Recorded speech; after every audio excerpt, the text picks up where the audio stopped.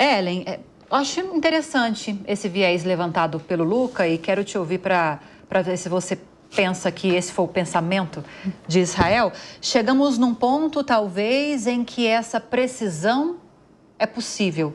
Houve já um massacre, vamos dizer assim, já houve uma invasão terrestre também.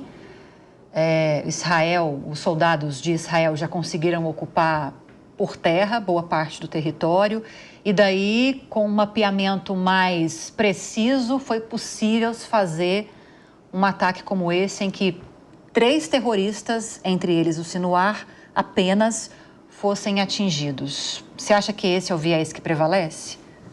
Assim, a tendência numa guerra é que você vá aperfeiçoando suas estratégias, né, e suas táticas, e com isso você consiga se tornar mais preciso nesta guerra. É assim que a gente evolui tecnologicamente, é assim que o mundo vai. Mas assim, dentro deste 1 ano de conflito ali naquela região, não me parece razoável as consequências para os civis dos 2 lados, né? Sim, dos 2 lados. reforçar. É claro, a gente acaba colocando um olhar sobre Israel porque a gente fala de um exército altamente tecnológico, com dinheiro, com inteligência, né? Então, assim, a gente está falando de um exército que é muito capacitado, que o mundo sempre olhou como um exército capacitado, e aí, de repente, você vê consequências terríveis para uma população civil que você diz, isso não é aceitável. Isso não é aceitável. Quero acreditar que, de fato, com o avançar do conflito, haja melhorias de técnicas, de táticas e você consiga chegar a um ponto de precisão. Mas, ainda assim, não me parece bem explicado durante esse 1 ano o tamanho das consequências para as populações civis envolvidas nesse conflito. A gente traz esse número de Gaza, né, Ana, te ouvindo agora, porque a gente está falando de um universo de mais de 40 mil pessoas. Obviamente que muitos são terroristas, pessoas ligadas ao Hamas que entram nessa conta também. Mas milhares e milhares e milhares de civis. E aí a gente teve essa fala, que o Luca trouxe a informação para a gente, de que a guerra de Netanyahu, né, de que a guerra não acabou. Atingimos um alvo muito importante, avançamos na política que nós estabelecemos de que vamos acabar com o Hamas, mas a guerra ainda não acabou. Isso favorece ou não o cessar-fogo, essa fala? Então, eu acho que não muda muita coisa, sinceramente. Porque é óbvio que a guerra não acabou. E seria muito curioso ele falar que a guerra teria acabado quando, e eu bato nessa tecla em todo o programa, ainda tem reféns. Esta guerra... Vivos ou não, não sabemos, né? Vivos ou não, mas não sabemos. E ainda mais em se tratando da religião judaica, existe uma comoção muito grande por, mesmo que mortos, recuperar os corpos para poder dar uma cerimônia de... Eu não sei exatamente, eu peço perdão aos judeus que estão assistindo, porque eu não sei exatamente como funciona, mas eu sei que eles precisam ser enterrados. Então, ainda que mortos, eles têm que voltar às suas famílias para que elas tenham, pelo menos, este último momento ao lado das pessoas queridas. Então, eu acho que, assim, esta guerra, tudo bem, começou com um ataque violento, brutal, por parte do Hamas, e ela foi respondida por Israel sob o argumento de que eles tinham que recuperar os reféns. Só que se passou mais de 1 ano, 40 mil pessoas morreram em Gaza, parte dos reféns morreu, embora uma parte tenha, sim, retornado a Israel, o que eu considero a maior das vitórias. Então, como ainda tem gente presa que eu digo é refém, não tem como essa guerra acabar. Porque se você fala que a guerra acabou enquanto ainda tem reféns, você praticamente confessa e reconhece que o seu objetivo nunca foi resgatá-los. E eu acho que o Netanyahu é inteligente o suficiente para não fazer uma coisa dessa, ainda que possa ser o pensamento dele. Não sei. Dá para colocar, Ellen, esses 2 objetivos de Netanyahu no mesmo patamar, como a Ana estava falando, o de destruir o Hamas e o de resgatar os reféns? Faltou de se safar, né? Esse é um objetivo que tem que ser levado muito a sério. Volto aqui. Quando acontece esse ataque, em outubro do ano passado, Israel estava enfrentando as maiores manifestações de rua da sua história, porque Netanyahu estava tentando fazer mudanças na Suprema Corte para não ir preso, né? Esse conflito se estende, em parte, também porque ele precisa deste conflito. E aí, agora, esse desenrolar, após a morte deste líder do Hamas, o que a gente vai entender é o seguinte: dentro de Gaza, vários cenários podem ocorrer. Pode ocorrer disputa interna para a ascensão de um novo líder, vai ocorrer uma disputa interna para a ascensão de um novo líder. O novo líder pode ser mais radical ou pode ser alguém do diálogo, já que o Sinwar não era conhecido como uma pessoa exatamente de diálogo, ele era uma pessoa mais aguerrida. Agora, o que vai acontecer a partir desse momento, obviamente, agora nesse instante, Israel deve estar em alerta para esperar ver se vai haver algum tipo de retaliação ou não, né? A partir daí, e agora eu acho que seria o momento em que Estados Unidos deveria estar se posicionando no jogo e todo mundo para dizer, bom, vamos agora tentar esse momento de vácuo para fazer uma negociação de trocas de reféns e poder pôr um fim nesse conflito. Esse seria o cenário ideal, né? Agora, nesse cenário ideal, Netanyahu sabe que acabou essa guerra e acaba o governo dele e muito provavelmente ele também pode ir preso. Mas como ele precisa dessa guerra, o que ele fala depois desse ataque? Que a guerra ainda não acabou. Exato, exato. Então, há esse ponto nevrálgico na questão. Ele precisa dessa guerra. Ana, posso te ouvir mais uma vez sobre isso?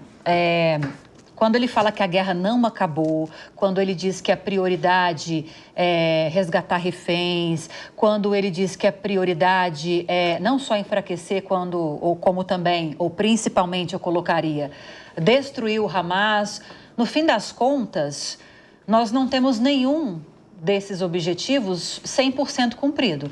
A gente teve essa notícia de hoje, uma liderança muito importante, o braço militar de Israel, a principal liderança extremista de Israel, não, do Hamas, o Sinwar é morto nesse ataque, mas é o que a gente estava discutindo agora há pouco, né? O que isso vai significar? Já tem um substituto esperando? Vai se fortalecer o grupo ou vai se enfraquecer? E aí a guerra não acabou? É o que Netanyahu tem a dizer? Pois é, Lívia, eu acho que uma guerra, ela tem os seus objetivos de curto prazo, os seus objetivos imediatos, mas hoje em dia a gente vive num mundo que tem muita gente que acha que o Hamas está certo, né? Tem muita gente que defende o Hamas. Então, como que você elimina o pensamento das pessoas? Como você elimina uma ideia? Você mata a pessoa que está no comando naquele momento, foi o que aconteceu agora há pouco, mas você não consegue, acho eu, erradicar toda uma ideia. Isso é prepotente, porque você não consegue tirar de dentro da casa, a não ser que você aniquile a população do mundo todo, né?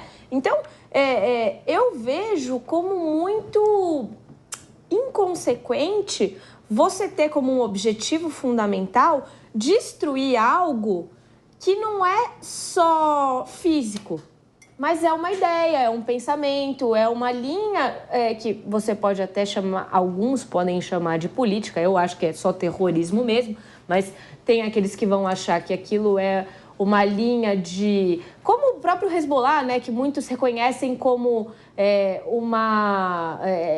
assim, não é paramilitar, me fugiu a palavra agora, mas... reconhecem como uma resistência política a um determinado governo. Tem representação política. Exato. Né? Então, assim, você colocar a erradicação deste grupo como um todo como um objetivo de uma guerra, significa que você nunca vai chegar nesse objetivo e que essa guerra nunca vai acabar. E quando eu sou pessimista com relação a acontecimentos como o de hoje, por eu não acreditar que eles são suficientes para o cessar-fogo, embora, enquanto a gente estava aqui, uma amiga nossa, a Mônica, que é muito nossa amiga, ela também é comentarista aqui da Jovem Pan, ela me disse, não, mas isso era um passo necessário para conseguir avançar no diálogo do cessar-fogo. Ela é judia, por isso que ela tem um entendimento até bem profundo sobre o assunto. E talvez seja, eu espero que seja. Mas eu particularmente acho que se você parte da premissa que você precisa terminar o Hamas para acabar com a guerra, você não vai acabar com essa guerra nunca. E a solução de 2 estados, que é defendida pelos americanos, pelo presidente Joe Biden, e já foi duramente rechaçada por Netanyahu, cada vez mais distante, né? Nem se fala mais nisso, né, Eli? Nesse momento, esse é um tema que acabou ficando muito mais distante do mundo real. E acho que, enfim, no momento a gente não tem a um curto ou médio prazo um espaço, uma mesa para discutir. Por quê? Pelas questões locais, sim, também, mas porque o mundo também está vivendo a Ucrânia. Não acabou, gente, ainda não acabou. Porque a gente tem corridas, disputas de política, de poder, de uma China ascendente, de uma Rússia incontrolável, de uma União Europeia que enfrenta instabilidades. Então, com tudo isso junto, esse problema do mundo parece que é um problema que, infelizmente, está cada vez mais distante, assim, é uma solução cada vez mais longe. Não, e é importante reforçar, né? É uma solução, essa solução de 2 estados duramente rechaçada por Netanyahu, mas pelo Hamas também, porque há um estatuto que guia o funcionamento do grupo terrorista que não aceita nenhum tipo de convivência com os israelenses, como Estado de Israel. Então, a gente tem 2 lados que não se aceitam, não querem coexistir. Aí fica difícil, Mas né? daí eu te pergunto, Lívia, se são os 2 lados e o que quer a população de Gaza? Porque eu acho que tem uma diferença, né? A gente sabe que Netanyahu em Israel encontra forte resistência de grande parte da população, né? Tem uma pequena parcela que ainda o apoia, mas grande parte está muito insatisfeita com a forma como ele lidou com a guerra, até pelo que a Ellen comentou, que antes dela começar já havia um certo questionamento, ele já estava sendo acusado da prática de uma série de crimes que poderiam levá-lo a perder o poder. Então, assim, o que quer a população de Israel? O que quer a população de Gaza? Porque eu acho que muitas vezes os poderes governantes ficam perdidos nessas narrativas que são lideradas por interesses particulares, vide Netanyahu, que não quer deixar o poder e talvez por isso, em determinados momentos desse conflito, não ceda o suficiente para esse cessar-fogo caminhar. E o que é o Hamas? Será que a população, que é aquela que está sem receber comida, que já perdeu 40 mil pessoas, quer a mesma coisa que eles? Ou será que não está faltando os líderes ouvirem o que quer o seu povo? Bom, só para apontar que a última vez que essa solução de fato teve na mesa foi em 2014. De lá para cá a gente não discutiu mais a solução de 2 estados de fato, assim, de estar de fato com um cenário. Levantou-se essa discussão, né? 10 anos. No Conselho de Segurança, na Assembleia Geral da ONU, mas não avançou, né? Não avançou.